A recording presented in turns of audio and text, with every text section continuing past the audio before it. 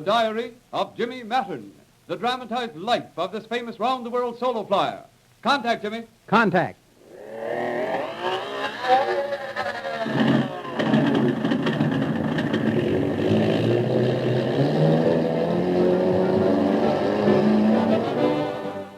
Beginning with this program and continuing throughout the week, the first 10 prize winners in Pure Oil's $10,000 contest will be announced. Also during this week, the entire list of 260 prize winners will be posted at Pure Oil stations throughout 32 states. The many thousands of entrants in Pure Oil's contest could tell those of you who may not have had an opportunity to enter that super salvanized motor fuels and the concentrated super salvanized treatment are best for your car because they give more power, money-saving mileage, freedom from carbon troubles, and that's something no regular gasoline can do. Listen at the end of this program for the winner of the first prize.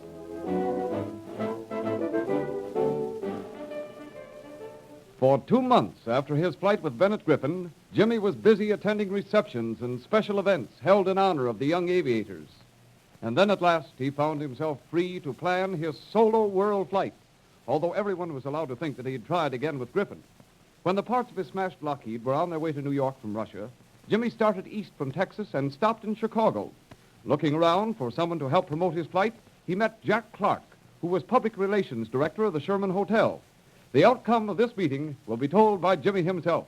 And here he is, Jimmie Mattern, in person. Thank you, Bob.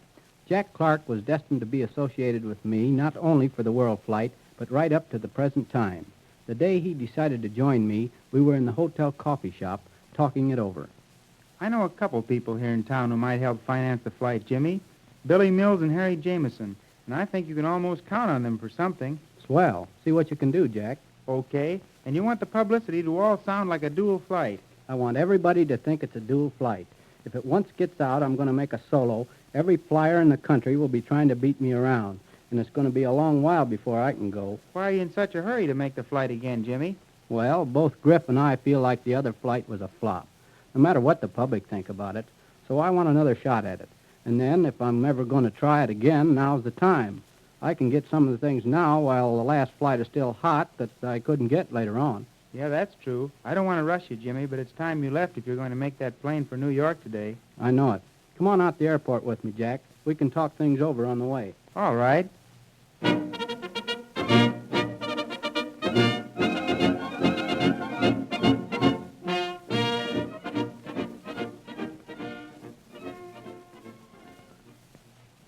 Well, Jimmy, how are you? How are you, hey? I'm fine, Fred. Have they brought what's left of the Lockheed back? I don't know, Jimmy. I was just going into the hangar out and look. It didn't come yesterday. You mean to say you just got here yourself? Sure.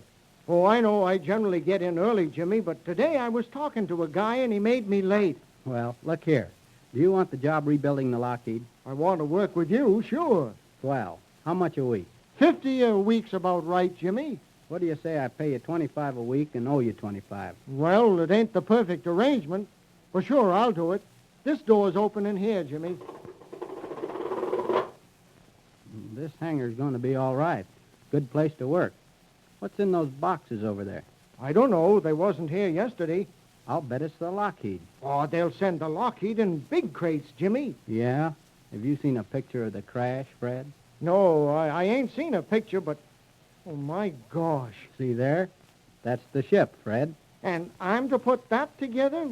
Well, it's just a pile of junk, Jimmy. If you don't want to do it, say the word. Well, somebody's got to, and it might as well be me. But it looks hopeless now, Jimmy. It sure does. Well, Fred, here I am. I'm glad you come over.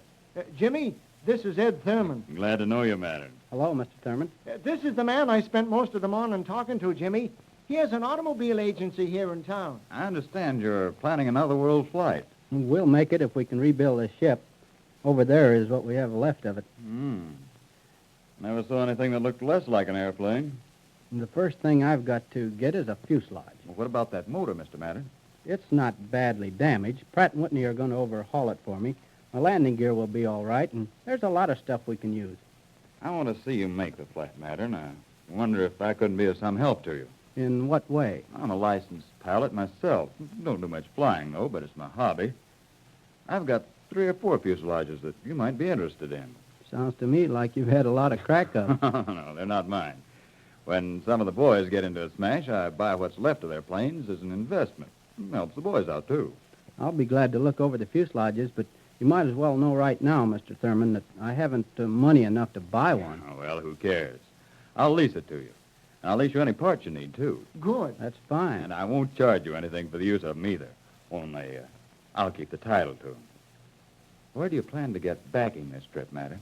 A lot of the big companies are helping me assemble the parts, so I don't need a lot of money right now. I've got some money of my own. Between now and the 1st of April, though, I will have to scare up about 1,000. When'll you take off? Anytime I can get ready after that. Well, look, if I should give you the 1,000... and- You mean you're willing to invest? I'd like to help you. I'd like the privilege of being around here while you're getting ready. It's fun for me. I'll loan you 1,000 if you'll sign a contract to get it back to me by April 1st. Sounds all right to me. Fine. I'll have my lawyer draw up the contract and bring you the money today. Glad to have met you, Matter. Same here, and thanks a lot. How's that for a break, Fred? Oh, I knew he was interested the way he talked to me this morning. I don't quite understand this volunteering. Always before I've had to hunt for finances. Well, Jim, you made it once, and you're kind of a hero. And I guess he's the sort of a guy that wants to be pals with heroes. He'll probably get underfoot, but I guess we can stand that. Stand it. Say, for $1,000, I'll welcome it. Come on, Fred. Let's not waste any time. Let's uncrate the remains and see how much work there is to be done before I can get this ship into the air. Yeah.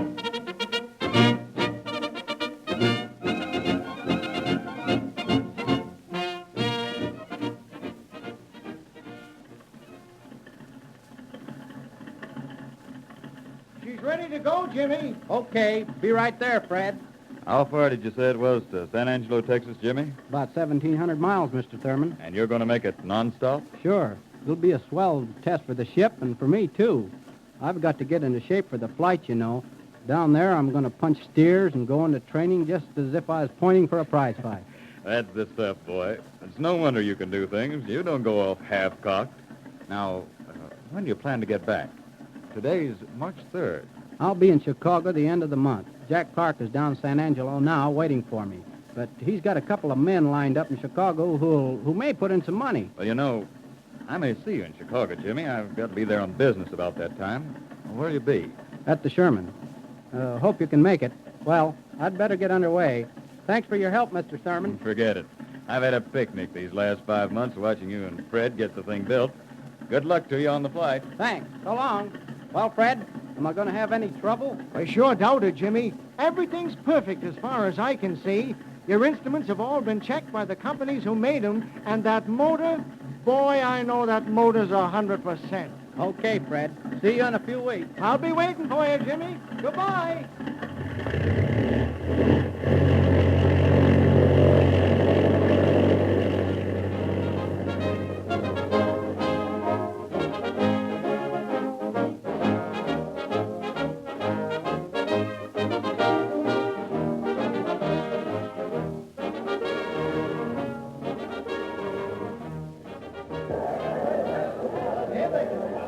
Here he comes.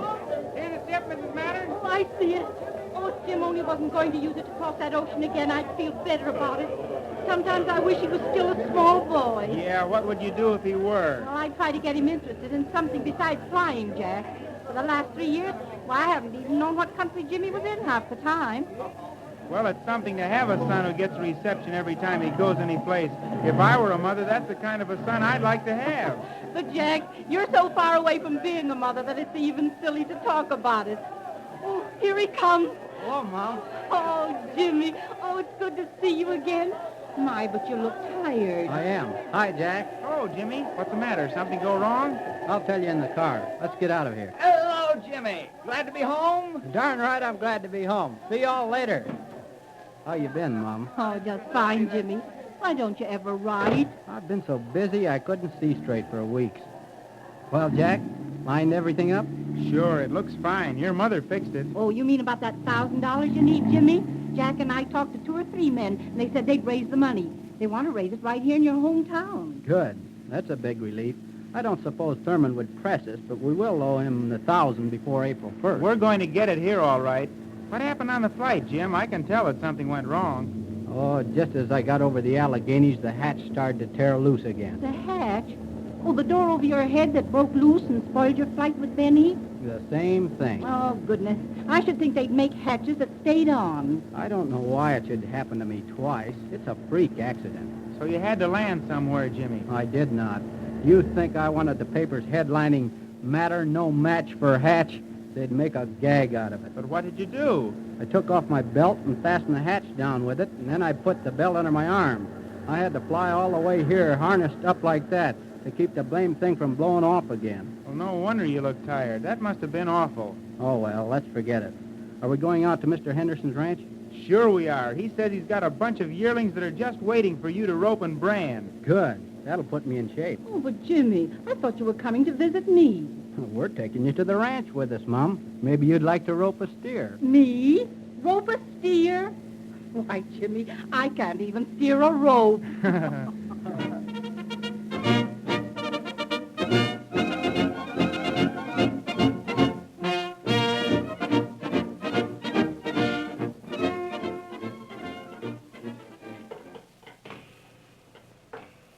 Hurry up, Jack. We're eating breakfast.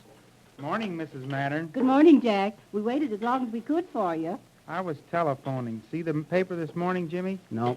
It's got that story about the steer chasing you across the state of Texas. Has it? I'll look at it later. Yeah, it's got another story, too. What? Say, what's wrong now? Is somebody taking off on a world flight? Nope, but the banks have closed. The banks closed. What do you mean, Jack? President Roosevelt has declared a bank holiday. Every bank in the country is closed. Nobody knows what's going to happen. Oh, but they've got to reopen. They can't just close and take your money. No, but don't you see what this is going to do to us, Mrs. Mattern? It means that even when the banks reopen, businessmen are going to be afraid to take any risks. Now we're going to have an awful time raising the money for Jimmy's flight. I don't believe it for a minute. I'll just call up those gentlemen who said they'd raise the money, and I'm sure That's what I thought, too, Mrs. Mattern, until I called them. You mean they've backed out? I mean, they're just as panicky as the next one. They aren't going to put money in the flight when they don't know if they're going to have any money. We're going to have tough sailing now, Jimmy. Darn tough sailing.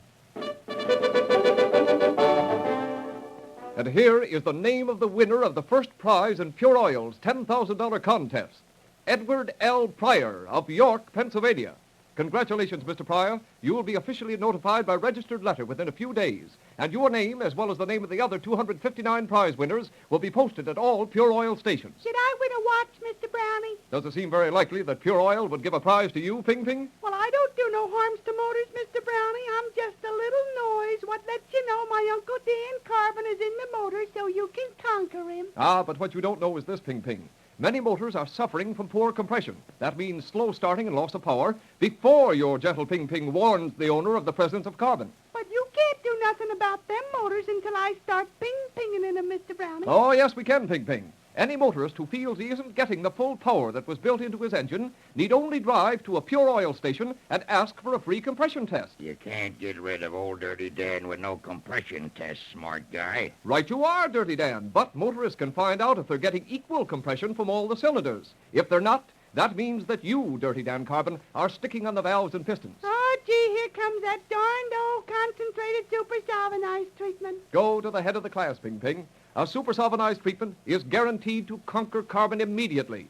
Drive in where you see the Pure Seal sign and say, give my motor a compression test. There's no cost or obligation, but drive safely and be sure with Pure.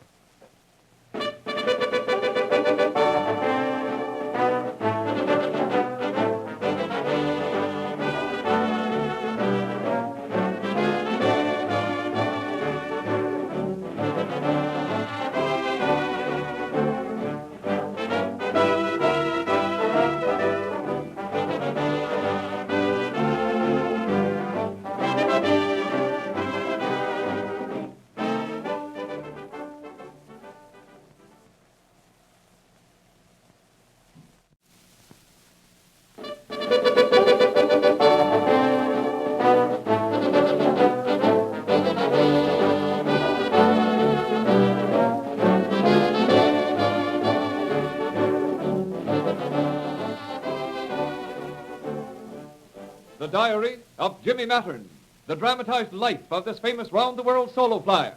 Contact, Jimmy. Contact.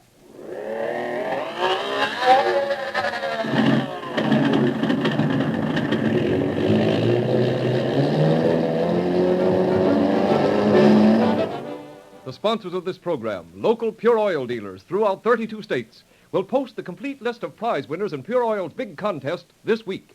In addition, we are announcing the names of the 10 winners of prize trips on these programs.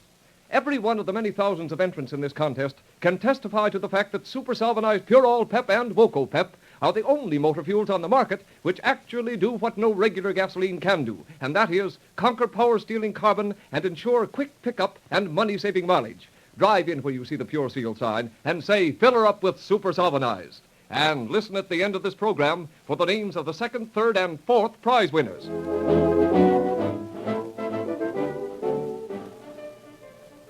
In the previous episode, we told how Jimmy flew non-stop from New York to San Angelo, Texas, during his training period before his solo flight around the world. San Angelo men had planned to raise $1,000, which Jimmy needed to complete a contract with Ed Thurman, who had advanced the money until April 1st. But the bank holiday and subsequent business uncertainty kept the deal from materializing. Jimmy returned to Chicago with Jack Clark, his personal representative and flight assistant. Arriving there the last day of March, they were faced with the problem of raising money during a very bad period. But let Jimmy himself tell you what happened next. Here he is, Jimmie Mattern, in person. Thank you, Bob.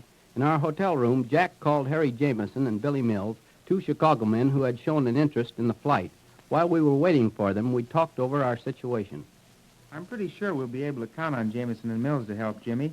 I know they're interested. There's no question about that. Yes, but they're likely to be feeling the same way those men in San Angelo felt. That bank holiday scared them. Well, look at it this way. Say they won't help us. You don't think Ed Thurman will demand his money, do you? I doubt it. He's been too decent about the whole thing. That's the way I feel. He'll be in town today, and if he'll extend that $1,000 deadline another month, we'll be able to meet it. Oh, sometimes I wished I'd let well enough alone. I don't mind making the flights, but all these months of trying to raise money and get the ship just right are getting me down. I'm tired, too, but we're almost through with the trouble, Jimmy. At least the ship is about ready to go, and that's half the fight. That couldn't be Mills and Jameson yet, could it? There's one way to find out. Why, hello, Mr. Thurman. Hello, Jack. How's the boy? Hello there, Jimmy. Glad to see you, Mr. Thurman. We didn't think you'd get in till this afternoon. I took the morning plane after all. Well, you boys look fit enough. Some tan you got. How is it punching cattle, anyway? We had a big time. Had a big time, huh? I'll bet. How'd the ship behave? Outside of a little trouble with the hatch, everything was perfect. I'd say the ship was nearly ready to go. Great. I'm tickled to death. When are you planning to come to New York? Tomorrow, if we can. I might stay here a day or so longer and then join Jimmy at Floyd Bennett Field. You ought to be off inside a month, hadn't you, Jimmy? About that. Oh, that's great. Well, tomorrow's the 1st of April. I suppose you raised that $1,000 in San Angelo. The bank holiday ruined that. You mean you haven't the 1,000? Nobody in San Angelo knew what was going to happen, and so it scared them out. But we can get the money, Mr. Thurman. No, glad to hear that, boys. It may take us a while, but if you could extend the contract a month... Wait a minute, Clark.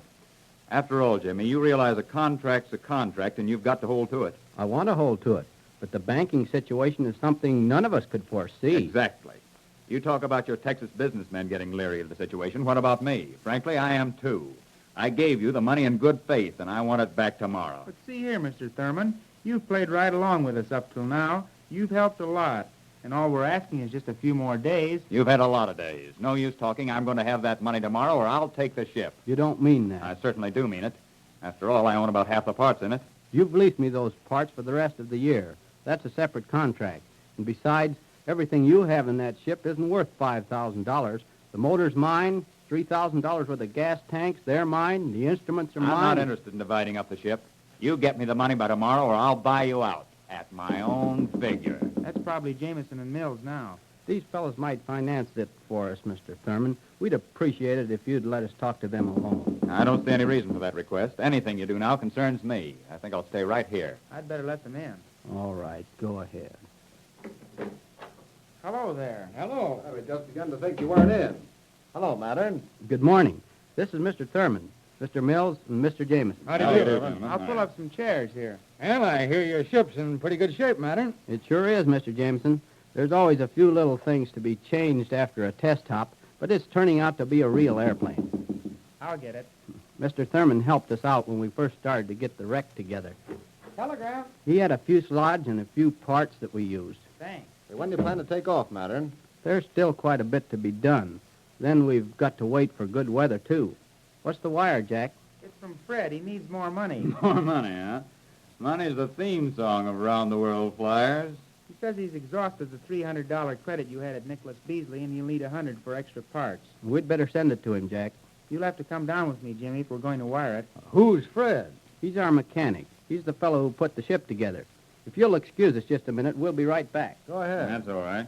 I'll have to draw some money downstairs and wire it.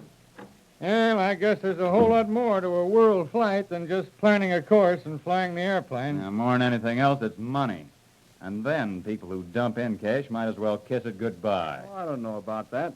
This boy Mattern seems to have what it takes. And Griffin's no slouch. I suppose they've called you two up here to try to get some backing. Well, they've been talking to us about it for some time. We haven't decided yet what to do. Well, unless you've got cash to throw away, take my advice and forget it. Hey, wait a minute. Aren't you a friend of Mattern's? Decidedly. I'm such a friend that without me, this flight wouldn't have progressed as far as it has. Most of that plane's mine. Well, I didn't know that. Neither did I. That's one of the things that it pays to look into before handing over money. As a matter of fact, gentlemen, unless Mattern pays me $1,000 tomorrow, the whole plane will be mine. Did you say you were a friend of his? I was, but he isn't going to make it. I know that. And the way things are, the banking situation and all, I'm blamed if I'm going to hand him my money on a platter. Now, this is all very interesting, Mr. Thurman, but I'd suggest we talked it over in front of Mattern and Clark, not while they're out of the room. I'm trying to do you a favor. You know what Mattern's planning? No, of course you don't. He wouldn't tell you. He wants your money first. You think that this is a good gamble because he and Griffin nearly made it once. Well, the thing that you ought to know is that Mattern's going to try to make a solo hop out of it. He's going alone. Every cent you give him will be a dead loss. If I had you for a friend, I'd give you one swift kick. Thurman, you're a rat. I don't want to even be in the same room with you. Go on now, get out. You can't run me out of here. Well, you don't think so? Come on, Harry. Now keep your hands off me. Then you'd better get going right now. Go on while you can still move under your own power. You'll lose every cent you put in, I'm telling you. You'll lose every cent. Gosh, a sneak like that makes me mad. Well, I suppose the boys think he's all right. Not a very nice way to treat their guest, though. I didn't even stop to think of that. Neither did I. In fact, I'm wondering what we'd better tell Mattern. We've got to tell him how it happened. Harry, you think that ape will really take the airplane? He sure will. He was scared to death we'd invest and keep it out of his hands. If he doesn't get his 1,000, he'll grab it up. He's probably been playing for that all along. Well, that'll make Fred happy. Where's Mr. Thurman? Oh, he left. You know where he went? We've got to get in touch with him. As a matter of fact, we booted him out. You what? Well, if you're laboring under any delusion that Thurman's a friend of yours, forget it. He told us you were going to flop and to keep our money out of it. What happened to him today? He's been swell up to now. He's been hanging back, waiting to foreclose on the airplane. I'll bet you 10 to 1 he's got another pilot all groomed for the world flight. If he gets your plane all fixed for the trip, he can send his own pilot on around and clean up himself. This kind of floors me. He's done a lot for us, and we thought he was one of the best friends we had. Up to today, that is. Then he demanded his 1,000 by tomorrow or threatened to take the ship. Well, I'm just as glad you booted him out. He's wrecked everything for us. Now, look here. When I came up here, I didn't know whether I'd put any money in this flight or not. But now I'm all for paying off that buzzard tomorrow. What do you say, Billy? I'll take 500 of it. Say, this is great. Thanks. I should say so. In fact, it's swell of you. How much more we'll put in depends on your answer to one question. I'll answer it. Thurman says this is a solo flight. How about it? He's right, but I didn't know he knew it. Well, Mattern, don't you think your backers have a right to know that? You don't think I'm going to try a flight I know I can't make, do you? I'm not going to try to commit suicide. You're as sure as that about it? Nothing sure. When you're depending on giving a plane the acid test I'm going to give mine, but if everything works mechanically, I'll make it okay. For one thing, being alone, I can carry more gasoline. Yeah, but you won't have another pilot to spell you off at the controls. I've trained for that. I'm in the best condition of my life. Maybe so, but I don't see how anybody can rest much on a solo flight. I'm not denying that it's going to be tough, but see here. I don't have to beat the round-the-world record to make this flight a success. If it takes me 3 weeks to get around, it'll still be the first solo flight around the world. Don't you see what that means? Yeah, I see it. And, fella, I'm with you. So am I. We'll back you, Jimmy. Now, you just go ahead and show Thurman how easy it's done. Oh, got a checkbook, Billy? I sure have. Now, let's give the boy his money, then. He'll be able to pay Thurman off, and that'll end that threat. And, Jimmy, you don't have to ever worry about us. We're backing you as a sporting proposition. That ought to mean something. It sure does. Here's what we'll do. Come with me to Sam Sackett's office.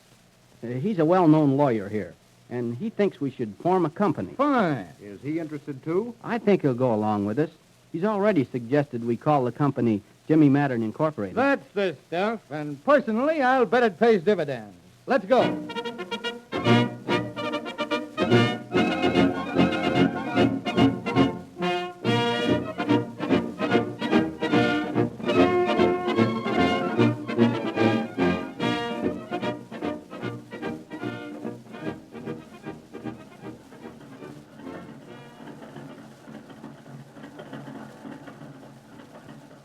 Say there, Fred. Yeah? Oh, hello, Mr. Thurman. When do you expect Mattern? I'm waiting out here because he said he'd probably fly in from Chicago tonight. Look here, Fred. I know how he's been paying you. 25 a week and owing you 25.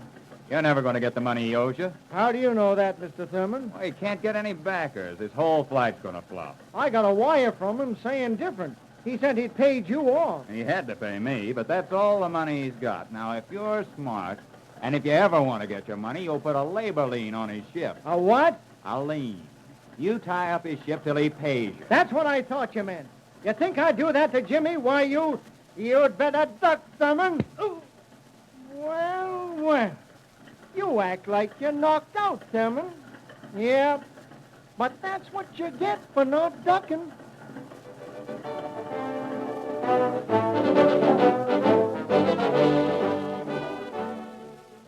Boy, at last this program's getting exciting. That's what I like. A good fight. And that's what you and me's gonna have, Brownie.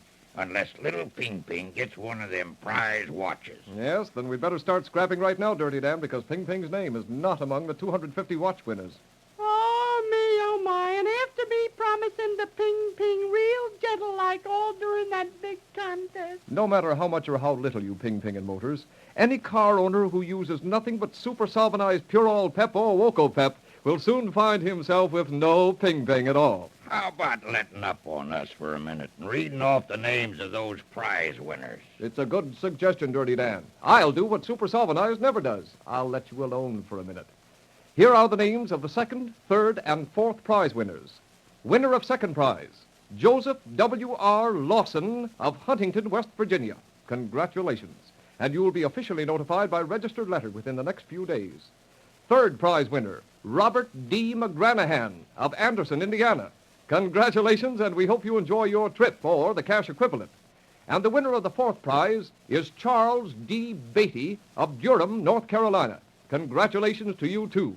And the Pure Oil Company sincerely hopes that you will pass on to other motorists the benefits of super solvanized products, which your letters have recommended so highly. To those of you who did not have an opportunity to enter this contest, may we add the assurance that once you have stopped at the Pure Seal sign and said, fill her up with super solvanized, you'll never be satisfied with regular gas. For no regular gas will conquer power-stealing carbon and give you a clean, quick-starting motor. So, won't you try super solvanized pure oil pep or Woco pep the next time your tank needs filling? These miracle motor fuels will help you to drive safely and economically by being sure with Pure.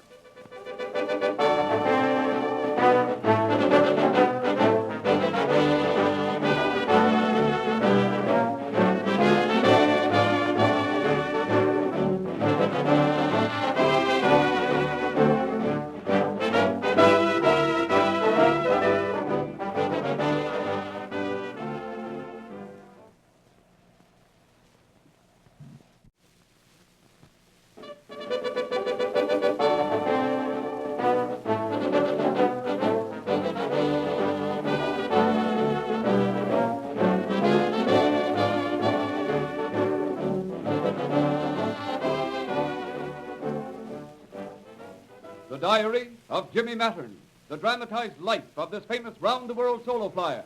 Contact, Jimmy. Contact.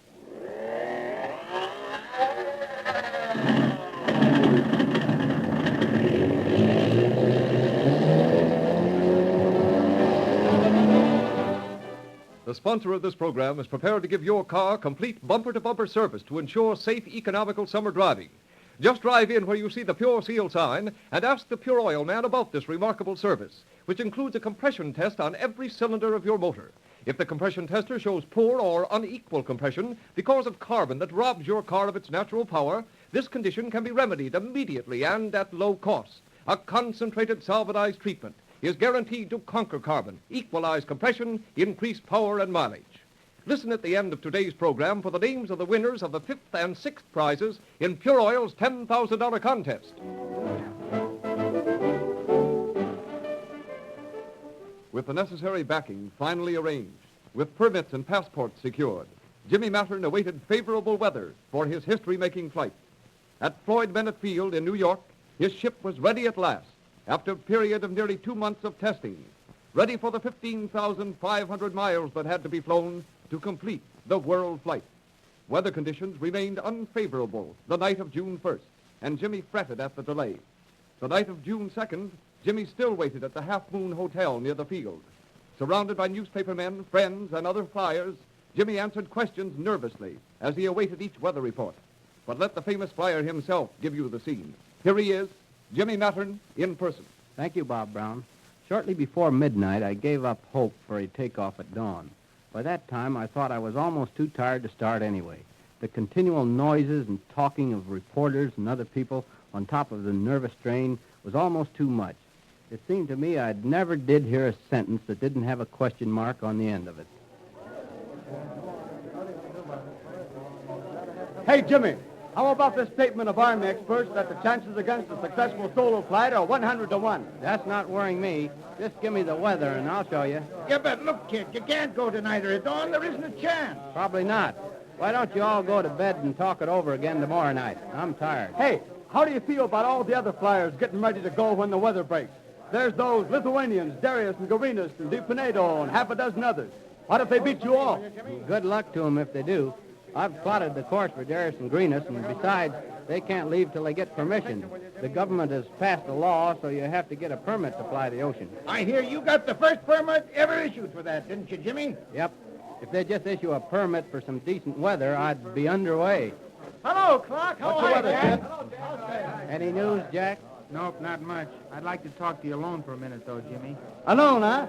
Not a chance, boys. When a flyer's personal representative talks to the flyer just before a flight, I'm present. Me too. Spill it, Jack. Hey, you guys, give Jimmy a second without butting into his business, will you? Come on to the next room, Jimmy. I'm going along. You are not. I'll be out in 2 minutes. Now sit down and think up some more questions for me. You don't ask them as fast as you used to. What's up, Jack? I just came from the Weather Bureau. Doc Crandall says there'll be a slight break about 2 or 3 o'clock in the morning. Swell. Will it hold? He's afraid it isn't so good over the ocean, but it's not going to be any better the rest of the week. He won't advise you, of course, but I've got a hunch he thinks this is your only chance for several days. I'll take it. How's the weather between here and Newfoundland? Not bad. Pretty good, in fact. Okay. Well, we'll set the takeoff for 4 o'clock. What time is it now? 10:30. All right. Tell Fred to get the ship out and gas it up. I want 702 gallons in there. Keep those armed guards around the ship and tell the newspapermen if you want to, but keep them away from my room. I'm going to sleep until it's time to go. Right. I've already got 3 policemen up in front of your room. Then I've 7 oranges and 3 bars of chocolate ready for you. And I'll get a thermos bottle of tea. That's plenty. I won't be eating much. Gee, I feel better. After all the struggle we've had of getting ready, I feel like the job is almost done when I finally get in the air. Well, go ahead and sleep, Jimmy. I'll take care of everything. I know you will, Jack. You've paid up every bill, haven't you? Paid Fred? Sure. There's nothing for you to worry about. Go on, hike to bed. I'll sneak out the other door. See you at dawn, fella. Yeah, see you at dawn.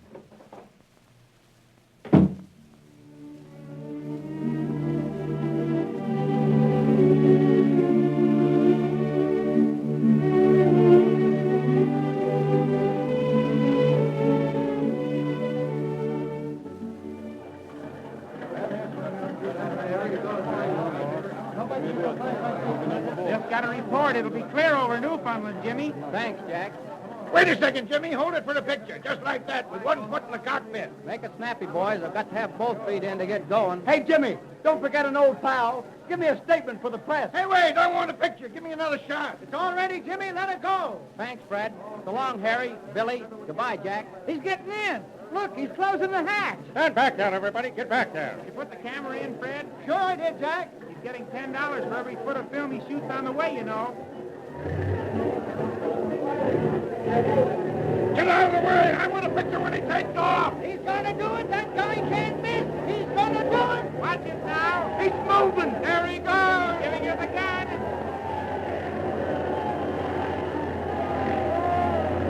Good luck, Jimmy. Hurry back, Mattern. Don't get wet, Jimmy. Gee, look. He's going fast. But he can't get up. Look at that tail drag. The heck, he can't get up. Look at him now. He's leaving the ground. Let's leave landing, Jimmy.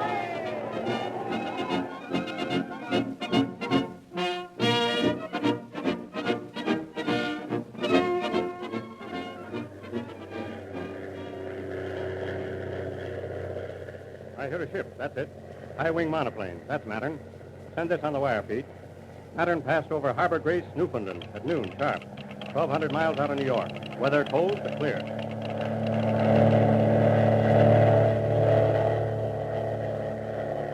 Three hours out from Newfoundland, flying through thick fog that hid the ocean below, Jimmie Mattern experienced a moment of terror as he tried to avoid ice that formed on the wings of his ship by diving 6,000 feet. As he pulled his ship out of the dive, he heard a sharp crack as the plywood in the right wing gave way under the load of the ship and the ice that now coated the wings. Jimmy kept on, flying blind, with his altimeter registering 0, daring the chance of striking the water in order to get the warm air near the surface, flying on and on, not knowing when the broken wing would give way entirely.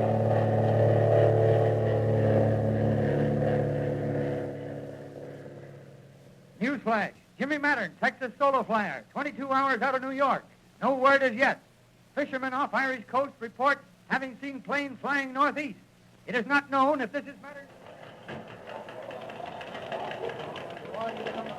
This is the Daily Press. Yeah? The Daily Press, I say. What is it? Hey, Clark, what's the news? Haven't you heard anything yet? Come on, Jack. Give us a lowdown, will Give you? me a chance to think, will you? I don't know any more than you do about it. He's overdue, and all I know He is must be down somewhere, don't you think so? Maybe he's in the ocean. I don't know. How can I tell where he is? I got it, boys. Here's the flash. What is it? Mattern's down. He landed in Norway. Norway? He landed on a rocky beach 23 hours out of New York. He's safe. Well, What's he doing now? He's in Oslo, getting ready to take off for Moscow. atta boy, Jimmy. Boy, he did it.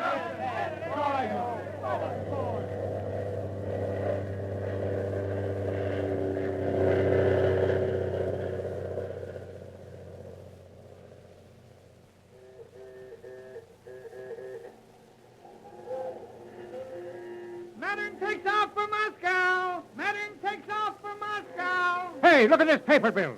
Mattern flies from Norway to Moscow. That's 1,000 miles. He flew it in 5 hours and 45 minutes. Now he's leaving for OMSK. Omsk. If he don't fall asleep at the controls, he's going to make it, Dave. You are shooting. He's going to make it.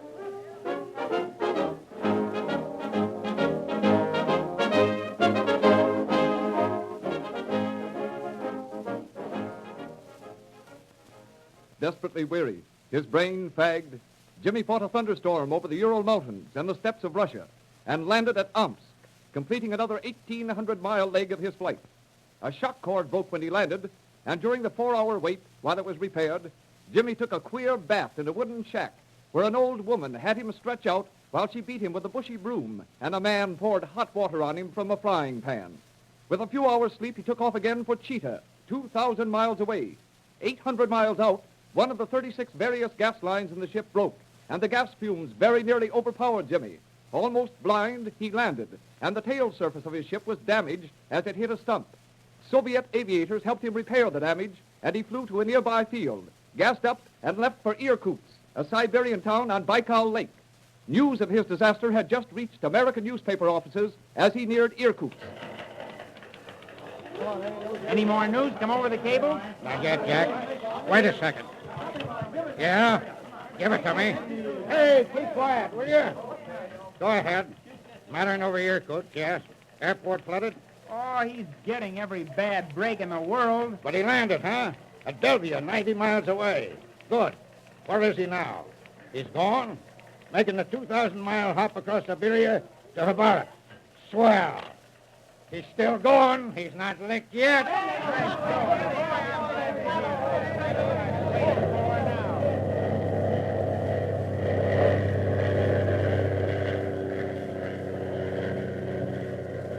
Newsflash. Mattern landed on an island in a river. Cable reports say he slept for several hours, then went on to Habaras. At 4 a.m. today, he left across the Okhotsk Sea, heading for America. Ladies and gentlemen, he's on the last leg of his flight to America. His next stop will be...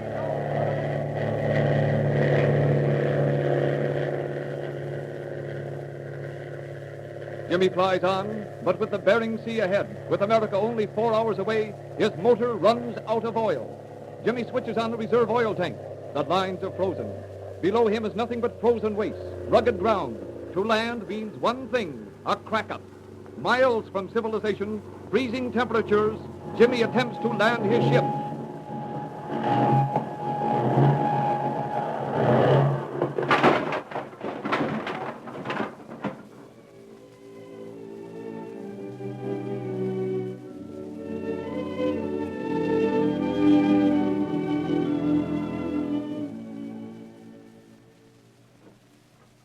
I've been waiting for you, Jack.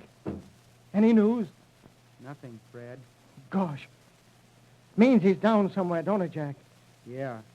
Either in the Bering Sea or out on the frozen tundra land. Oh, gosh. Jimmie. I can't believe that Jimmie's gone. Neither can I. He's alive, all right. Don't give up hope, Fred. I'm not giving up hope, Jack. He's come through before, and yes, sir, he'll come through even now. I got a feeling, I tell you. I got a feeling.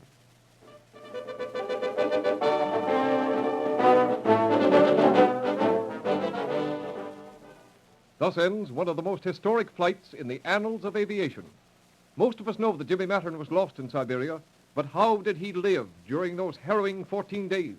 Listen to tomorrow's episode. But right now, we're going to read the names of the 5th and 6th prize winners. 5th prize winner, D. Daniel Carbon. Address, any motor car what don't use super solvanized motor fuel. Thanks very much for practically nothing. The day Pure Oil starts handing out prizes to you, Dirty Dan Carbon, it'll be because we've succeeded in doing what we started out to do. Blow you out of every motor car in existence. And when that time comes, your prize will be the graveyard of forgotten nuisances. Until then, we will continue to confine Pure Oil prizes to those motorists who wrote us about the wonder workings of super solvanized motor fuels and the concentrated solvanized treatment. The 5th best letter received in Pure Oil's big contest came from Benjamin A. Keeney of Kenmore, New York. Congratulations. And you'll be officially notified within a few days, as will the 6th prize winner, Bill White of New York City, New York. These letters are only 2 of the many thousand which testified to the good results promised for regular users of those 2 carbon-conquering motor fuels, super solvanized Pure Oil Pep and Woco Pep. Thousands of motorists who've used no other motor fuel are driving quick-starting, full-powered motors free from carbon troubles. Uncle Dan, let's move to one of them states what don't sell Pure Oil products. Move if you will, Ping Ping, but don't forget, this summer many motorists from those 16 states will be traveling into Pure Oil states. The war on the carbons is slowly but surely being won by Pure Oil, and those who drive in where they see the Pure Seal sign. Didn't you forget to say, drive safely and be sure with Pure Fooey.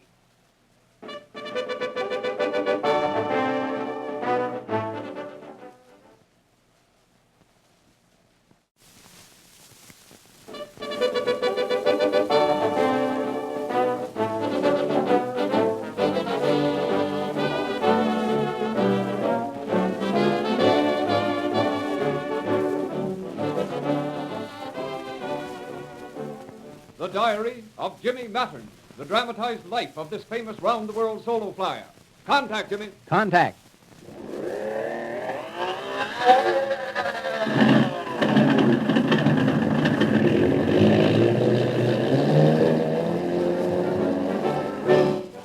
The recent $10,000 contest conducted by the sponsors of this program was only part of Pure Oil's giant campaign against power-stealing carbon. We are announcing the prize winners all this week, but Pure Oil dealers will continue to carry on their fight against carbon-clogged valves and pistons. In order that every motorist may know just what harm carbon is doing to his motor, Pure Oil dealers throughout 32 states are offering absolutely free a compression test to every motorist who asks for it. If the tester shows poor or unequal compression, you're not getting the full power that was built into your car. A concentrated solvanized treatment will correct this condition immediately and ensure money-saving mileage.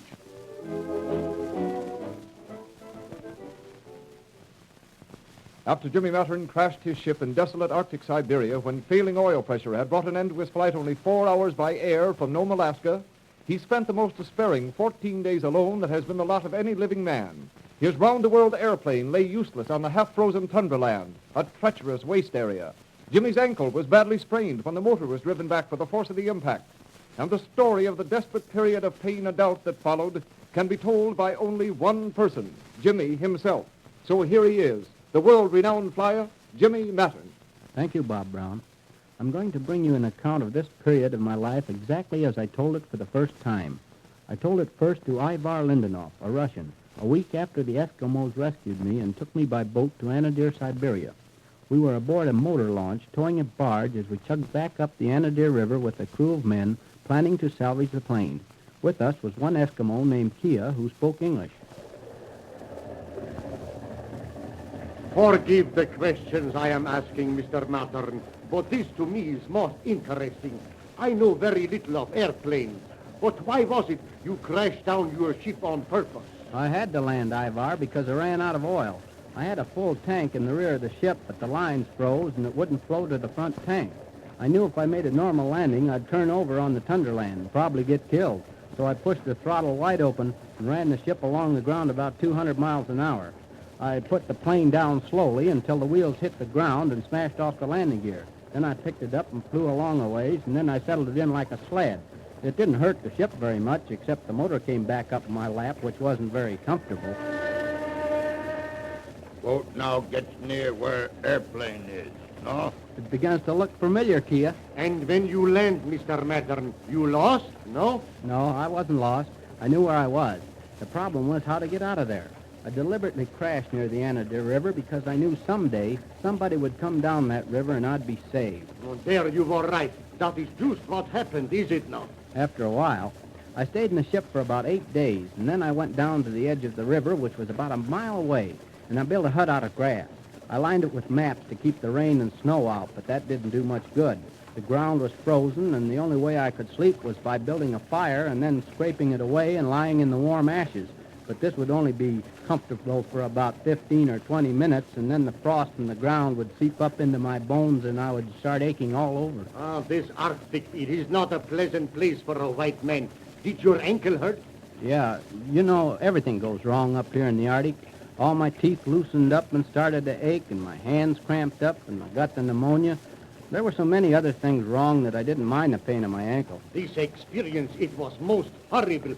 2 weeks like that. What you eat, huh? I didn't have anything to eat but 3 chocolate bars. I had a rifle with me, and there were a lot of ducks around there. I used to lie in the marsh waiting for a duck to land on the river because I couldn't shoot them in flight with a rifle.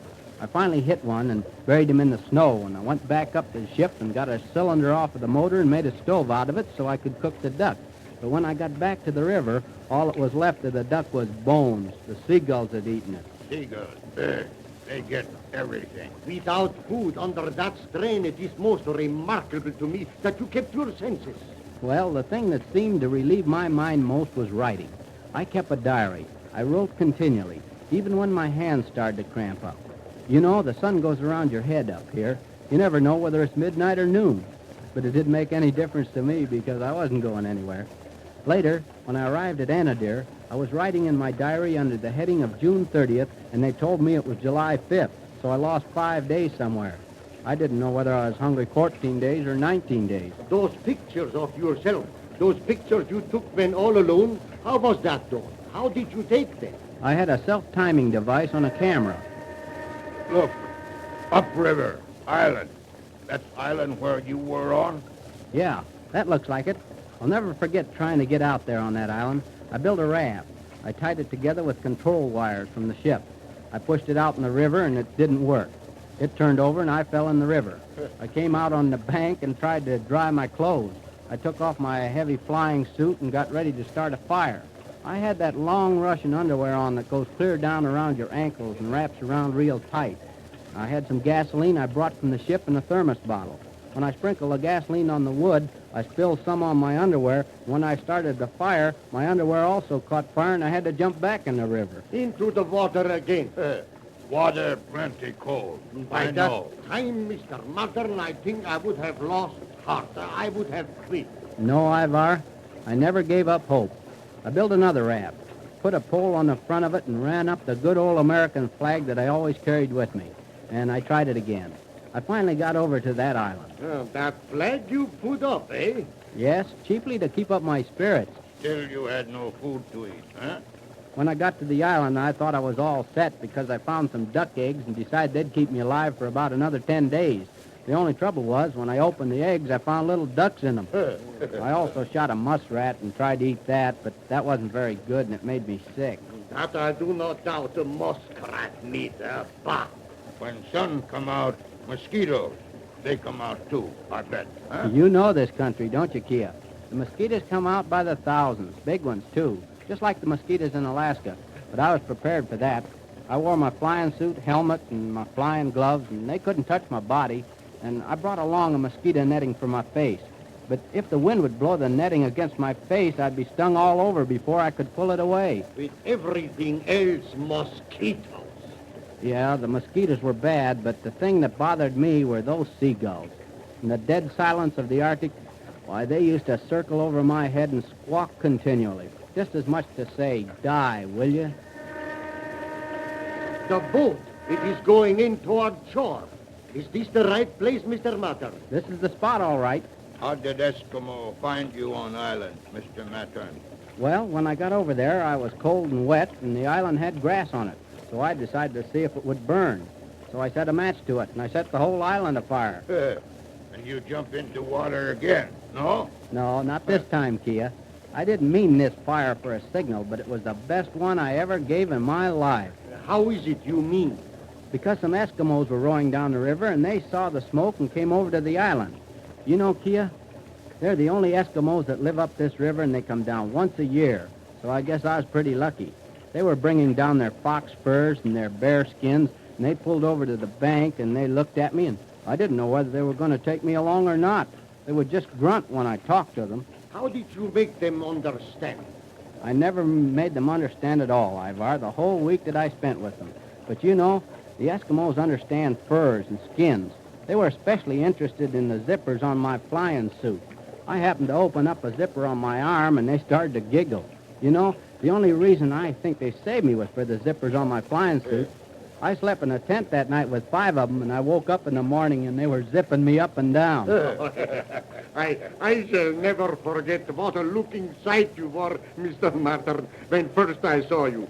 Big beard, hollow in the cheek, long hair, your eyes sunken in. I don't look much better now. Oh, but you are improving, though. You now look almost human. Say, this isn't the spot. It's further up. The steersman, he know that, too. He's going up along the shore. What happened after Eskimos, they picked you up? We rode down the river, camping on the way for a couple of days until we arrived at a point near the mouth of the Anadir. There I pulled a dog sled into one of the big caribou hide tents and grabbed some bear skins and got warm for the first time. I thought at first, after going without food so long, I'd start out on orange juice or something like that. Instead, they'd throw me a dried fish now and then. Everything went along all right until they came in the tent and shut it real tight and built a fire in the middle of the tent. They all sat around in a circle and beating on drums and yelling, "Hoy, hoy, hoyt." And that was all right for about 3 hours, but after about 5 hours, why, they got more enthusiastic and I got more nervous because a big pot was boiling over the fire. I began to wonder if they had the good old African man-eating instinct. They had killed a caribou, no? That's right, Kia. They certainly worship the caribous. In our country, we call them reindeers. And I can see why they do, because their clothes are made out of caribou hide, and their tents are made out of it, and harnesses, everything, including food, comes from the old caribou. It's the hub of their whole existence. I didn't like it, though. I lived on fish and deep greased biscuits. These Eskimos, they took you to Anadir? Yes, it took 3 more days traveling by boat. That's where I met you, Ivar. So it was. From there, the word was sent to the world. You were alive. Here we are. This is the place. The boat. It is stopped. Now, if we can salvage for you your airplane, things will not be bad, eh, Mr. Mattern? All we can save is the motor. The rest of the plane will have to stay up here. I sure hate to leave that faithful old ship up here in the Arctic snow, but it can't be helped.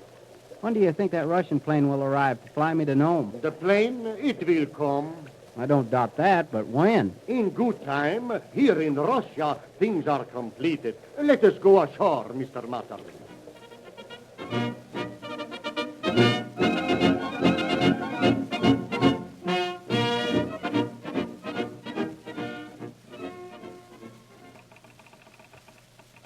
Can't this wireless operator find out where that Russian airplane is, Ivar? I just talked to him. All he can tell me is that the plane is on the way from the Black Sea here to Anadir.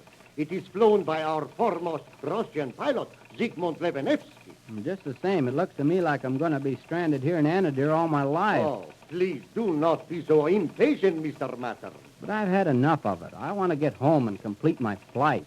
That I realize. But perhaps Moscow does not. And in this day, all must be cleared through Moscow. Listen, folks, before this guy Brownie starts naming any more prize winners, I just wanted to tell you that if I, Dirty Dan Carbon, don't get at least one of them, I'm going to make trouble. Oh, Uncle Daniel, I'm ashamed of you. You shouldn't say such. Why not, Ping Ping? Ain't you and me been riding in motor cars for years? You have, Uncle Dan, for 20 or 30 years, BSS. Yeah, before super solvanized. And ain't you and me been blown out of thousands and thousands of motor cars by super solvanized pure oil pep, Woco pep, and this darned old concentrated solvanized treatment? Uh-huh. Both of us, Uncle D. Yeah, and didn't I write a letter admitting that we had? Oh, a very, very good letter, Uncle D, Daniel. A little dirty, but good. All right, then. Who else is entitled to a better prize than me? The thousands of motorists who tried super galvanized products before writing us their letters, Dirty Dan. They no longer have you and their motors stealing power and mileage. And to all contest entrants, as well as the thousands of motorists who've tried these carbon-conquering motor fuels, we wish to extend our thanks. Tomorrow night, we'll bring you the final episode in the Diary of Jimmie Mattern. Before that last program comes to you, we want all of our listeners to know we appreciate the interest you took in the Cloud Country books, the many enthusiastic letters written to us during the contest, and most of all, the way you've driven into pure oil stations throughout 32 states and asked for super galvanized pure oil pep and Woco pep by name. And we hope you'll continue to do so. And in return, we can promise all of you freedom from carbon troubles. And now, for the 7th and 8th prize winners. 7th prize goes to Marion Osborne of Springfield, Ohio, and 8th prize to Maurice Wilbur Isaacson of Wahpeton, North Dakota. You'll both be officially notified by registered letter within a few days, and all prize winners will be posted at Pure Oil stations. And remember, tomorrow brings the final episode in the Diary of Jimmie Mattern and the 9th and 10th prize winners. Don't miss it. Meanwhile, drive safely and be sure with Pure.